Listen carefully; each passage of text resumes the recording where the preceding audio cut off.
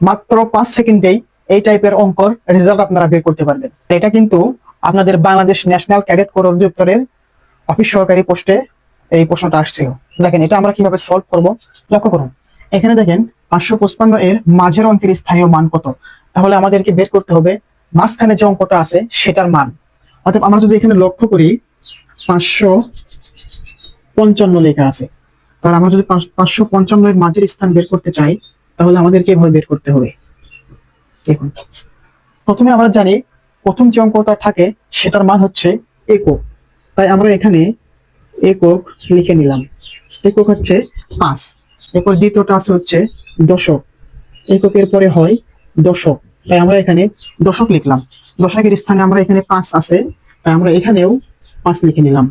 এরপর লক্ষ্য করুন খুব সুন্দর, এটা হচ্ছে পয়েন্ট। 5-এর পরে আমাদের এই ডান পাশের সংখ্যা আছে একটা, অর্থাৎ একটা অঙ্ক থাকার কারণে আমরা এখানে একটা শূন্য পাবো। তখন আমরা এই 5-এর মান বের করব।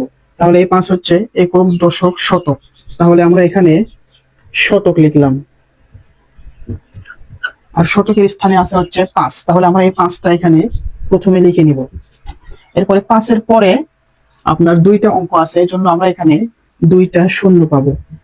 এটা হচ্ছে একদম বেসিক নিয়মে। এখন প্রশ্নের দিকে লক্ষ্য করুন।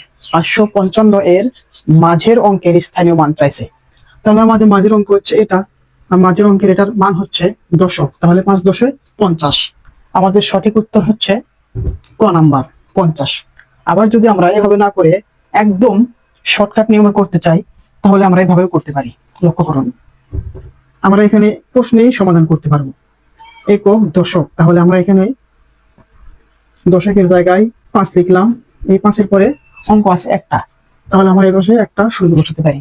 তাহলে আমাদের অঙ্কের রেজাল্ট চলে আসলো এখানে 5 10 50, তাহলে আমার উত্তরটা হবে 50। এটা একদম বেসিক নিয়ম, আপনারা এভাবেও করতে পারবেন, আবার একদম শর্টকাট নিয়মে করলে আপনারা এই নিয়মটাও ফলো করতে পারবেন। ধন্যবাদ।